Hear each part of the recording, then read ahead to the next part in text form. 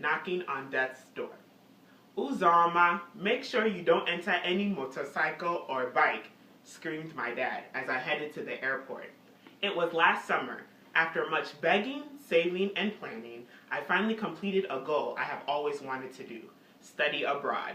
3 glorious months would be spent in the city of love, culture, and art, Paris. While in Paris, I had planned to travel throughout Europe.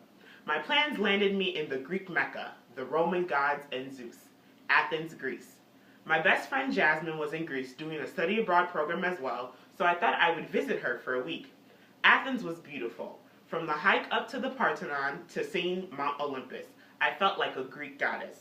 The fateful day happened a few days before I was to head back to Paris. I decided I wanted to visit the islands of Santorini. I was intrigued and infatuated after watching an episode of Keeping Up with the Kardashians. They spent a week luxuriating on the islands of Mykonos and Santorini. I knew I couldn't afford the private and expensive villas they were in, but I was going to pretend that I was in just that. I ended up going to Santorini without Jasmine, as she wanted to do a different trip that weekend. But some of the people that were in her program wanted to go. So to save costs and to have company, I went with a small group.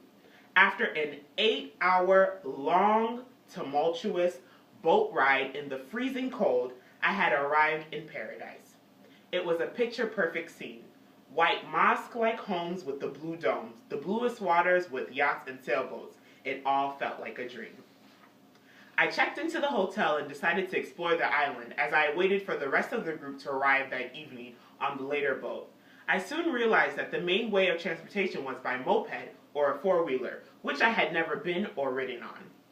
The next day, with the group, we all decided to all rent a four-wheeler to use to get around the island and to watch the sunset in Oya. As I had said before, I had never been on a four-wheeler or on a moped, but it seemed easy considering all the football players on campus would zip past me each morning on my way to class. I felt a little uneasy about it, but thought, how hard could it really be? I decided to get a quick mini lessons from James. It was bad. But after a few times, I seemed to have the hang of the machine. Everyone doubled up, but because we were in an odd number, I ended up on a machine by myself. We proceeded down the road to Oya.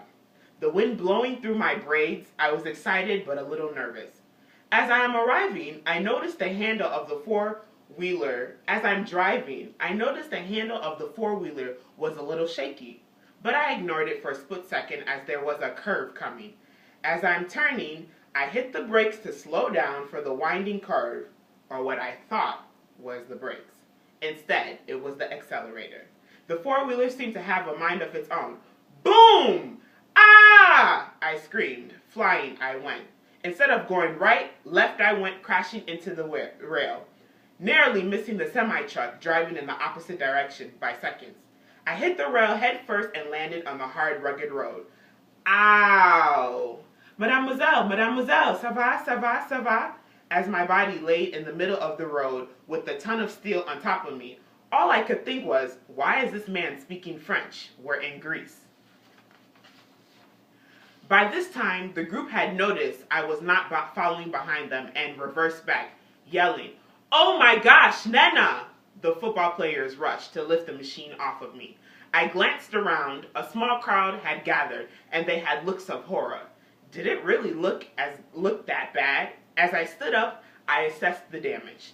The machine was wrecked, and I had a bruised toe and a headache, but surprisingly, I was okay.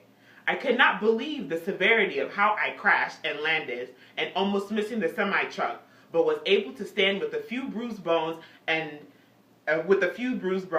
had knocked on death's door, but he was not home. I immediately went back to the hotel and called my parents. My dad's words yelling through the phone, "Didn't I tell you not to enter motorcycle?"